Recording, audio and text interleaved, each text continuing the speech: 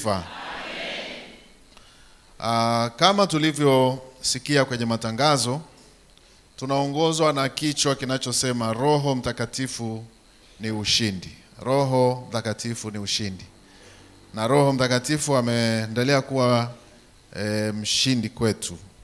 Na wapongeza kwa jinsi ambavyo wamewasaidia, amewashindia katika mambo mengi.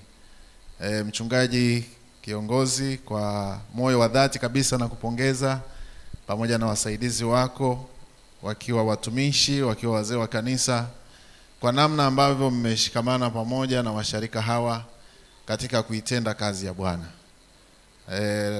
Wakati uliopita nilikuja, mlikuwa kwenye hatua za mwisho za kununua kiwanja. Leo nasikia mko kwenye hatua za mwisho za kupata michoro ili kuanza ujenzi. Sio jambo dogo, ni jambo la kujipongeza. Tujipongeze kwa dhati kabisa kwa makofi mengi. Kina mama vigelegele, wa baba tushangilie.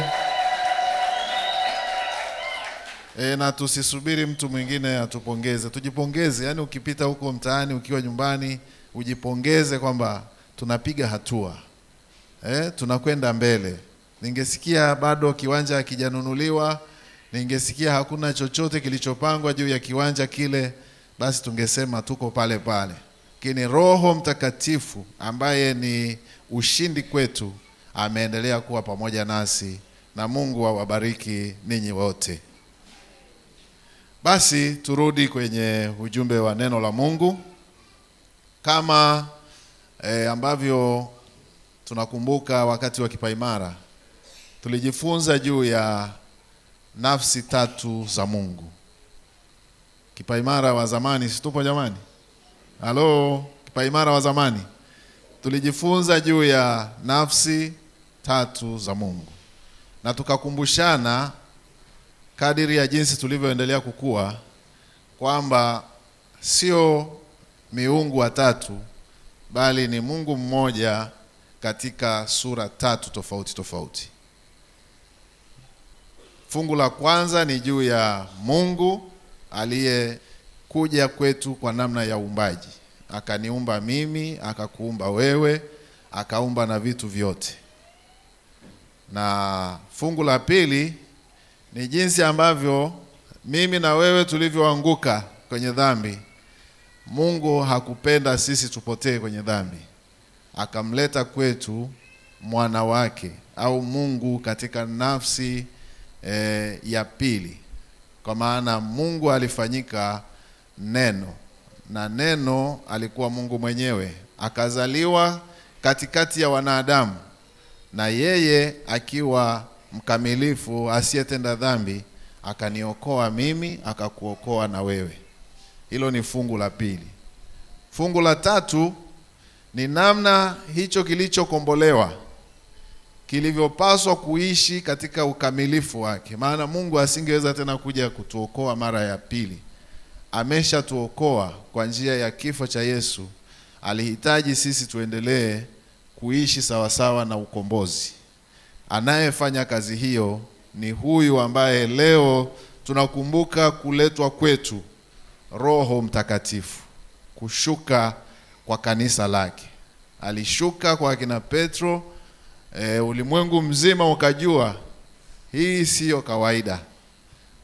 Lugha hii ni ya kwao kabisa, lakini mbona na sisi wa nje ya Uyahudi tunaweza kuielewa? Hiyo ndio kazi ya Roho Mtakatifu. Hilo ndio fungu la tatu, na ndilo linalokamilisha utatu mtakatifu ambao utaanza mara baada ya siku hii ya leo ya kukumbuka kushuka kwa Roho Mtakatifu. Tuko pamoja mpaka hapo? Tuko pamoja jamani? Kwa hiyo mtu asikudanganye kwamba sisi tunaabudu miungu watatu. Kuna mafundisho yanapita huko mtaani, ninyi mna miungu watatu. Kuna Mungu mkubwa, kuna Mungu wa kati, kuna Mungu mdogo. Hapana. Ni Mungu yule yule, isipokuwa amejitokeza katika mafungu matatu kulingana na kazi aliyokuwa anaifanya.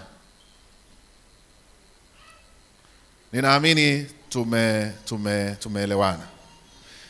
Nataka pia tukumbushane, maana kushuka kwa Roho Mtakatifu tumeadhimisha miaka mingi zaidi ya 2000 sasa. Tunakumbushana tu haya tunayofundishana leo. Tukumbushane pia kwamba Roho Mtakatifu ana kazi zake. Kama ambavyo Mungu Baba alikuwa na kazi ya uumbaji, Mungu Mwana alikuwa na kazi ya ukombozi, Roho Mtakatifu ana kazi nyingi, na mimi nitataja chache tu. Mojawapo ni kututakasa,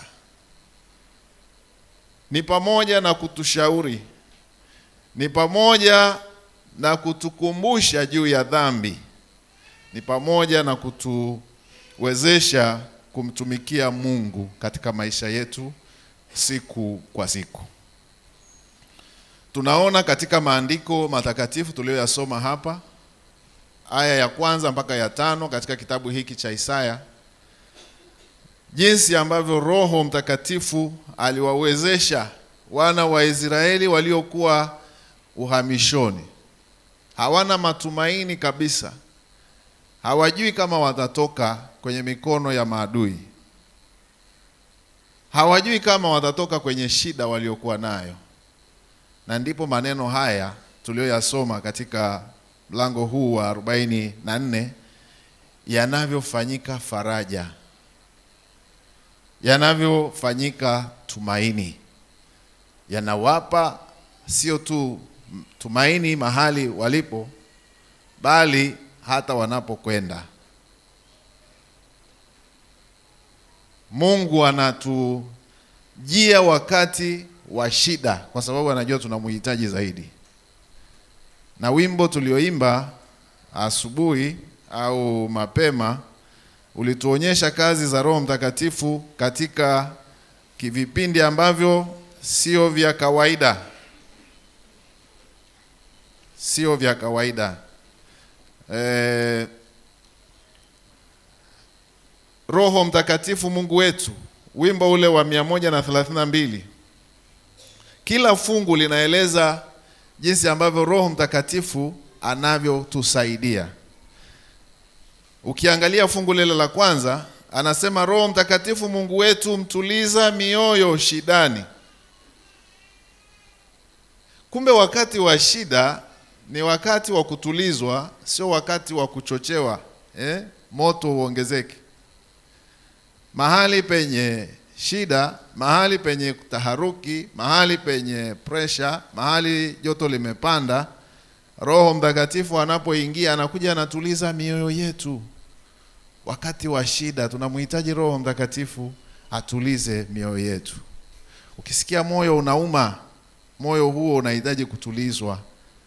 Biblia imeshatuambia Mungu alivyotokea kwa Waisraeli wakiwa kwenye changamoto ya utumwa, Roho wake anakuja anatuliza mioyo yao. Haleluya. Fungu la pili anasema uwashe moto wa upendo. Mahali penye chuki, Roho Mtakatifu anakuja analeta neno la pendo. Ndio maana wale watu wanaofanya kazi hizo, watu wanasema hawa ni washauri au wanasema ni mtu wa amani, kwa sababu mahali ambapo watu wangetegemea chuki iongezeke, wanaona upendo unatawala. Na mafungu mengine juu ya tegemeo, mahali ambapo hakuna tegemeo, fungu la 3 na fungu la 4 wanasema Roho Mtakatifu anatupa ushujaa mahali ambapo tumekwisha kuwa wadhaifu, tumekwisha kuwa legelege. Wana wa Israeli wakiwa kule uhamishoni wanaletewa maneno haya ya Mungu, na namna ambavyo Mungu hakutaka wabaki katika hali ya ukiwa, hali ya kutokuwa na matumaini. Bwana wetu Yesu Kristo asifiwe. Bwana asifiwe. Ukisoma vizuri yale maneno ya Mungu, huku unaona wakati ule wakiwa kule kwenye jangwa, kwenye utumwa, walikuwa wakiwa na mahali ambapo hapakuwa hata na matumaini ya kuwa na vyakula. Mungu anaahidi kuwaletea maji. Maji ni ishara ya utulivu, si ndio? Jua likiwaka sana watu wanasema, yani ningeona hata mawingu yanajikusanya mvua ikadondoka. Kwa nini? Mvua ikinyesha mahali ambapo kulikuwa na jua kali, watu wanachangamka, watu wanapata hali ya hewa nzuri. Mungu aliwaona wana wa Israeli wakiwa huko jangwani, akajua wanahitaji roho wangu.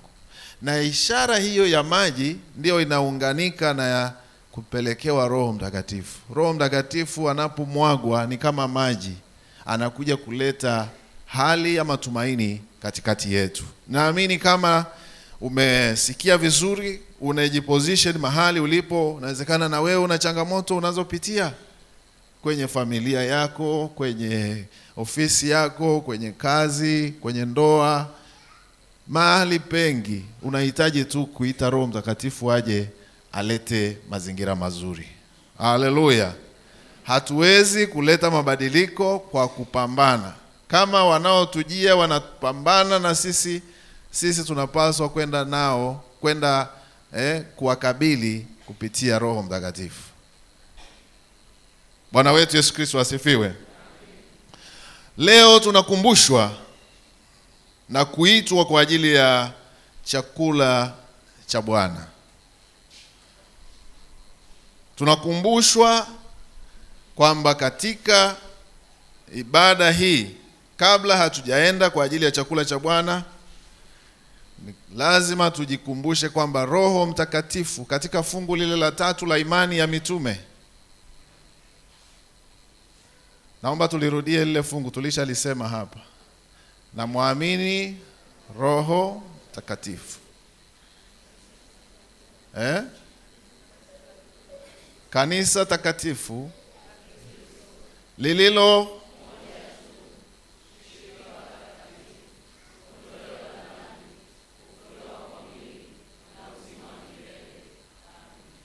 Roho Mtakatifu, kama nilivyosema, anahusika na fungu la 3. Kazi yake ni kutukumbusha kwamba kanisa ni moja. Kanisa ni moja. Kwamba kanisa ni moja linatukusanya sisi hapa. Linatuweka hapa familia tofauti tofauti. Lakini anasema sio kukaa tu pamoja. Vitabu vya zamani vilikuwa vinatuambia usharika. Sasa hivi vinatuambia ushirika. Najua tuna maneno mawili tofauti, si ndio? Usharika ndio kama tulivyokaa hapa. Lakini ushirika ni zaidi ya usharika. Sijui tunaelewana? Yaani kukaa kwenye familia, tukaitwa familia ya Nkini, familia ya mchungaji Nkini ni jambo moja. Lakini kuwa na ushirika kama familia ya mchungaji Nkini ni jambo jingine, si ndio? Tunaweza tukakaa hapa, kwa mfano kwaya imeimba hapa praise team. Wanaweza akawa ni kwaya ya sifa. Lakini kwamba ni washirika, hilo ni jambo jingine.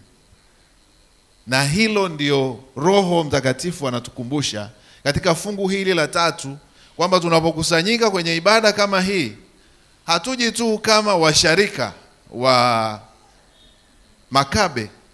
Tunakuja kama washirika. Roho Mtakatifu anatusaidia tuwe washirika wa Makabe, washirika wa usharika wa Makabe.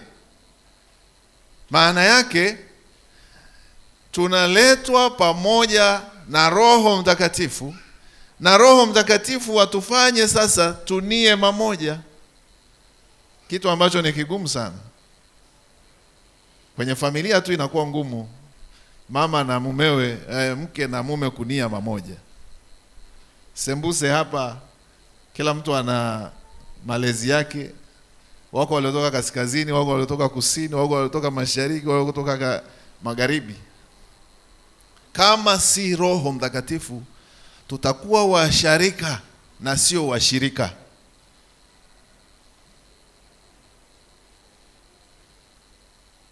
Hivi kama hata aliyeko jirani hujawahi kumsalimia tangu umeingia hapa ibadani? Yaani hujajua. Unajua hapa, unajua tunakutana tunafikiri kama ni kama ni mahali pa